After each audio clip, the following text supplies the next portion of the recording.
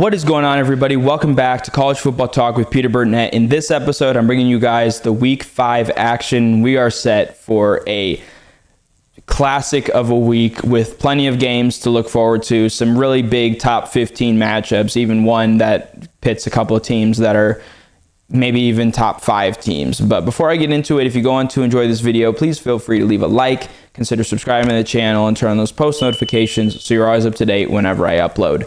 Getting things started, it's the game of the week to me. Number 6, Oregon at number 3, Penn State. The Ducks are 4-0. Penn State's 3-0.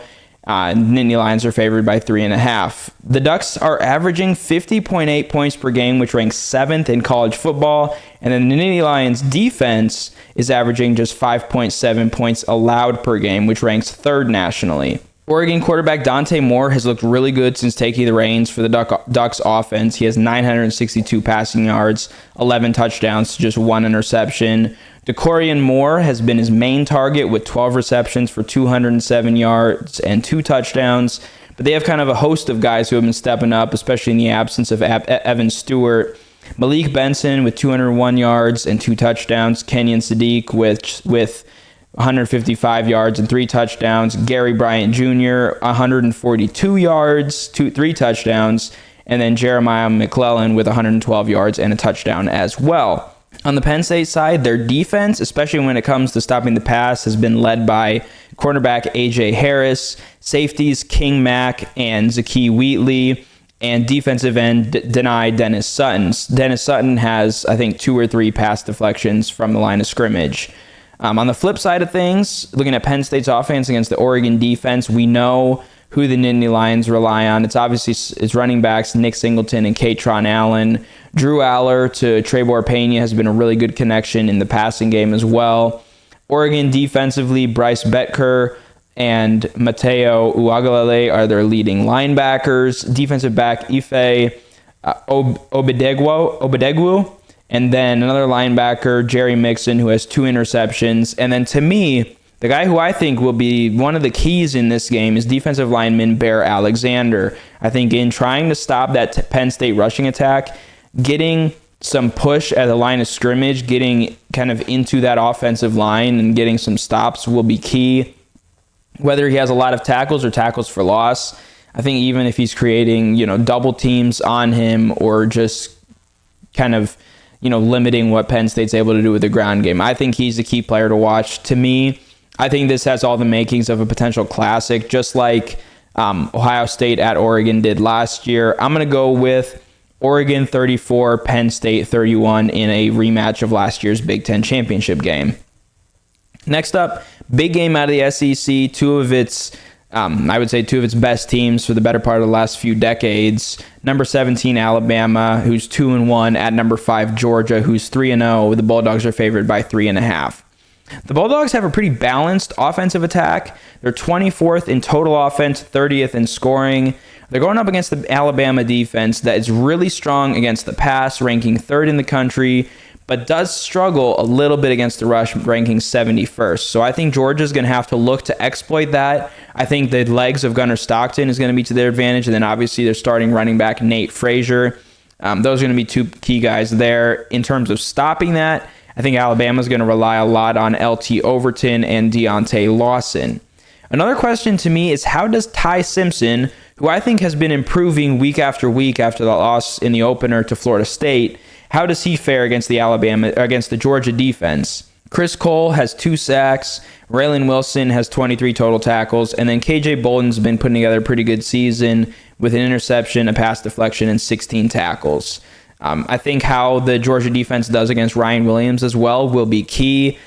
They really obviously struggled against him last year. That was kind of his coming out game last year. He has kind of dipped off since then, but he's still, I think, one of the top receivers in the country. However, I do think Georgia is able to get a few more stops. I think this is a little bit lower scoring than it was last year. I know both these teams can score, but I just think they have really good defenses that can match up well against each other. I'm going to go with Georgia 27, Alabama 20. It's a tough place to win, Sanford Stadium between the hedges, so I think the Bulldogs get a win here. Next up, a game that features a couple of teams that are 4-0 in the SEC. Number 4, LSU, who's who opened as a 1.5 point favorite at number 13 Ole Miss, who is now a favorite by 1.5 at home.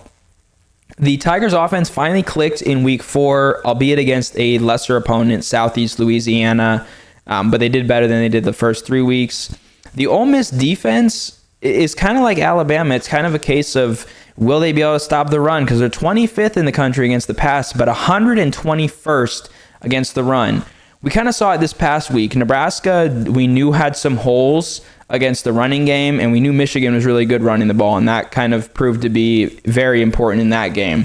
I think it'll be important in the Georgia-Alabama game, and I also think it'll be important here. So keep an eye out on that LSU offensive line, how much they're able to create in terms of running lanes for Caden Durham. I think Durham is the X factor for LSU in this one. And then on the other side, it should be a pretty even matchup between Ole Miss's offense and LSU's defense. The Rebels are 9th in total yards per game, 14th in passing, 12th in scoring. The LSU defense is 17th in total yards allowed per game, 10th against the rush, and 9th in scoring.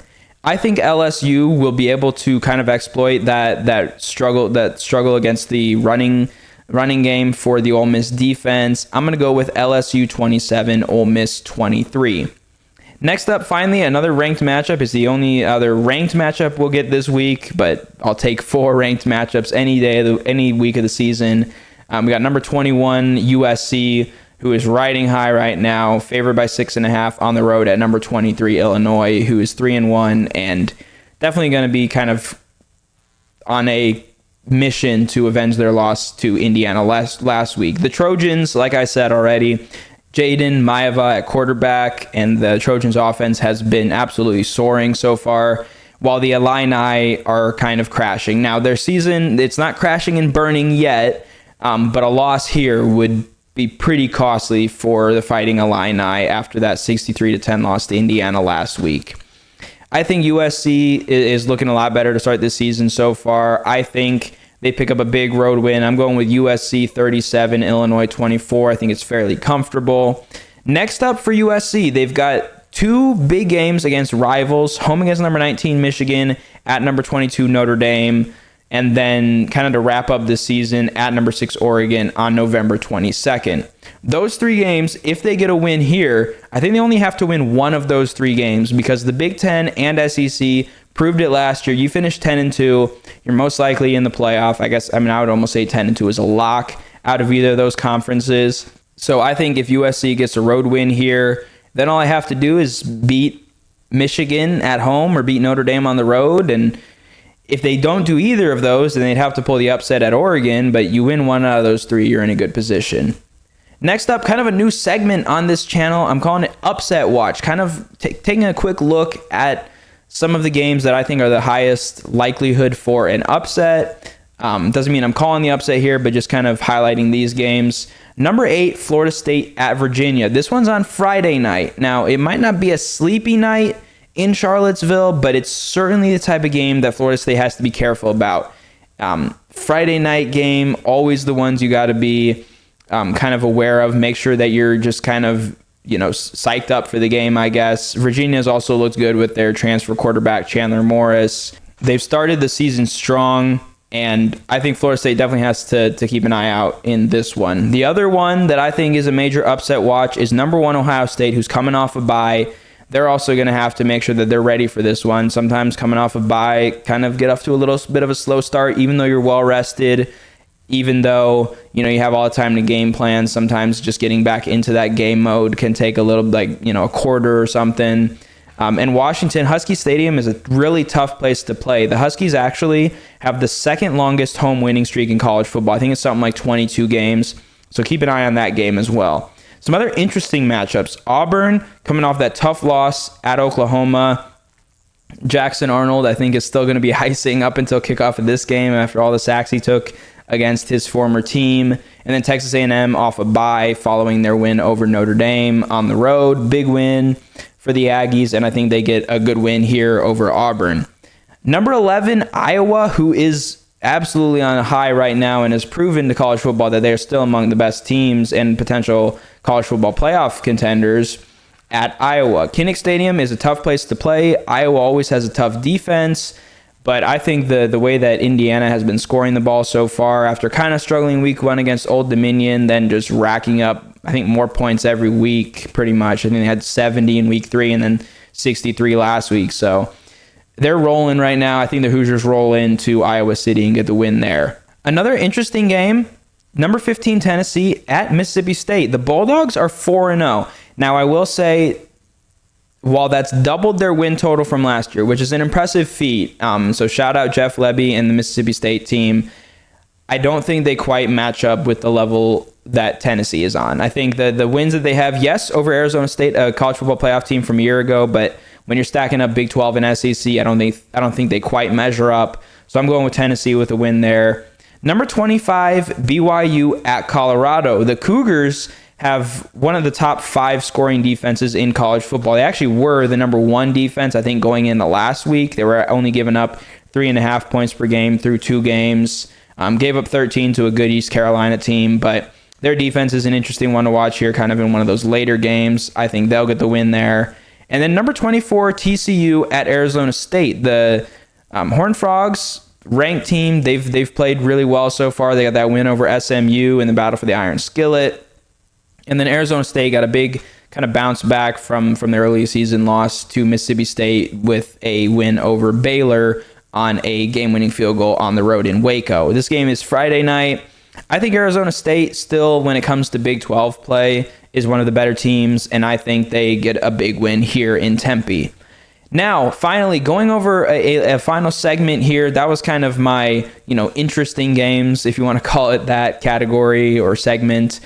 Finally, I'm going to be looking at the Group of 5 watch, going over some of the key games in the Group of 5, because obviously there is a playoff spot that will come down to the best Group of 5 team. I want to shout out Memphis. They got that really good win at home over Arkansas. So just kind of taking a look at some of the matchups this week, though. Army, they're coming off a tough loss in overtime to a good North Texas team. They also had that 2 overtime loss to Tarleton State to start the season. But on the flip side, a road win at Kansas State. Going into any Power 4 team is always a major accomplishment for any Group of 5 team. So that's how they've looked so far. They're at East Carolina. Caton Hauser has thrown for 1,200 passing yards, over 1,200 yards. And the Pirates have only lost to NC State and BYU. They're 2-2. I think this is a good matchup. ECU really knows how to pass the ball. Obviously, Army's going to run the ball, so kind of a tale of 2 different identities here. I think Army kind of grinds out a typical Army win on the road here. They're 1-0 on the road and 0-2 at home, oddly enough. I think they pick up another road win. That one is on Thursday night. Then an interesting game in the MAC. Bowling Green, who has a win over Liberty, and their 2 losses are to Cincinnati and Louisville. It's a pretty good resume so far for the Falcons. At Ohio, who I think are the MAC favorites. They had a couple running backs last week rush for 3 touchdowns each, so they can run the ball in addition to what Parker Navarro can do throwing the ball. They've looked good so far, lost by 3 to Rutgers, beat West Virginia, and then looked good for about 2.5 quarters, played really tough against Ohio State. I'm going to go with Ohio there to pick up a big MAC win. I think these 2 teams could potentially meet again for the MAC championship game.